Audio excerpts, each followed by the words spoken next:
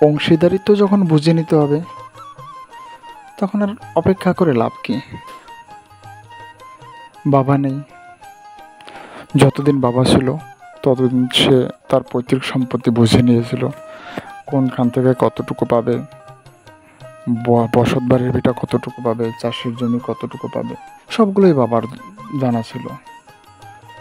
কারণ তখন আমরা এদিকে ইচ্ছা করেই কনভার্ট হইনি বা ডাইভার্ট হইনি। এখন বাবার অবর্তমানে বাবার যে পৈতৃক সম্পত্তি যতটুকু আছে, সেখান থেকে তো আমাদের ভাগটা আমাদের বুঝে নিতে হবে। সেই সুবাদেই আর কি কাকাদেরকে বলে জমি জমা মেপে আমি যতটুকু পেয়েছি বাবার সম্পত্তি,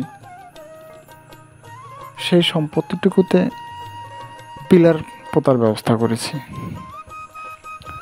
কারণ বাবার পরে যারা অংশীদার সেটা তো আমরা, তাই আমরা কতটুকু পাবো, কোনখান থেকে কতটুকু পাবো, সেই অংশীদারিত্ব বুঝে নেওয়ার জন্যেই আজকের এই পিলার পোতা বলতে পারেন, বা সীমানা পিলার যেটাকে বলা হয়, সেই সীমানা পিলার পোতা।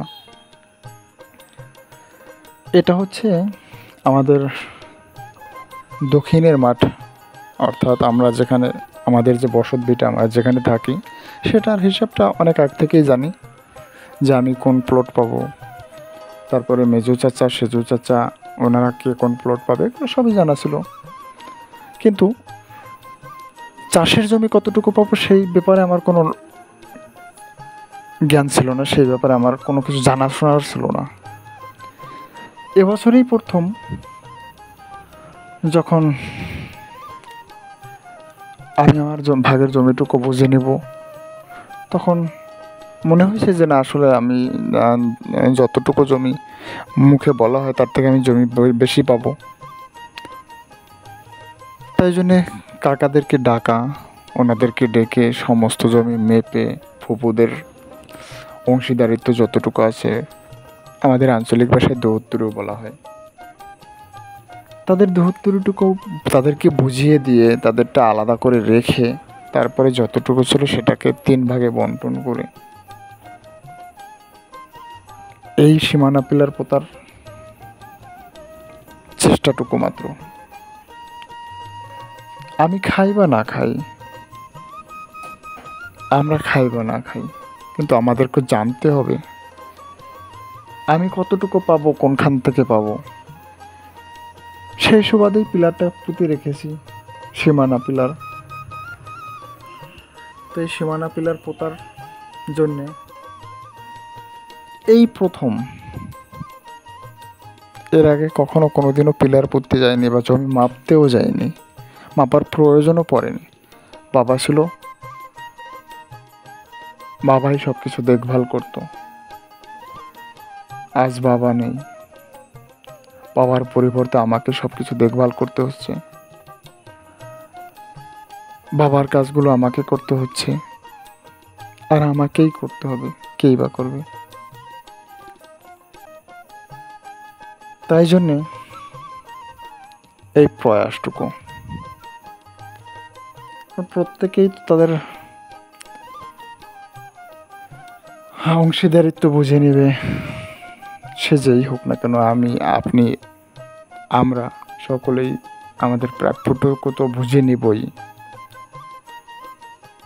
আমার ক্ষেত্রেও যেটা হয়েছে আপনার ক্ষেত্রেও সেটাই হবে, আপনিও তো হয়তো আপনার প্রাপ্যটুকু বুঝেই নেবেন। তাহলে আমাকেও জানতে হবে আমি কতটুকু পেয়েছি, কী পরিমাণে পেয়েছি, কোথায় পেয়েছি। কারণ আমি আজ জানবো না, পরবর্তীতে আমার প্রজন্ম যারা আসবে তারাও জানবে না। সে জানার জন্যেই কিন্তু আজকের এই প্রচেষ্টা, আজকের এই সীমানা পিলার পোতা।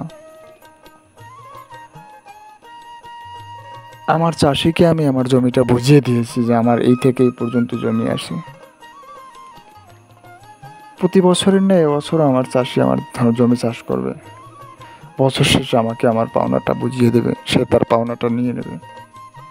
প্রচলিত নিয়ম অনুযায়ী যেটা চলছে সেটাই চলবে।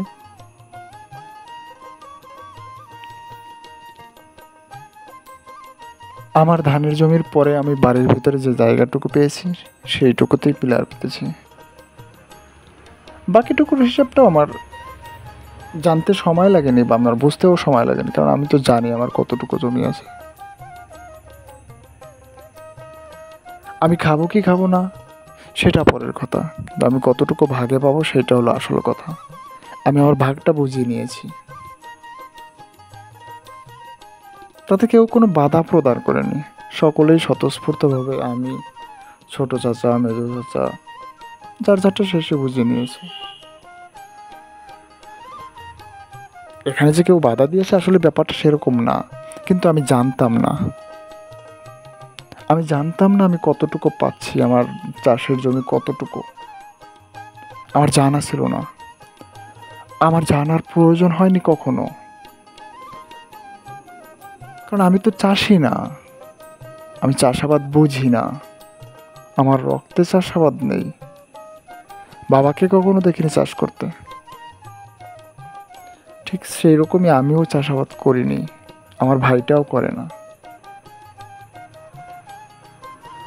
তো চাষাবাদ না করলে কি আমি আমার অংশীদারিত্ব বুঝবো না? সেই অংশীদারিত্ব বোঝার জন্যেই আজকের এই জমির পিলার পোতা। এই পিলার পোতার জন্যেই এখানে গিয়েছিলাম আরও 3 দিন আগে। সকলে ভালো থাকবেন, সুস্থ থাকবেন। আজকের মতো এখানেই বিদায় নিচ্ছি। আল্লাহ হাফেজ।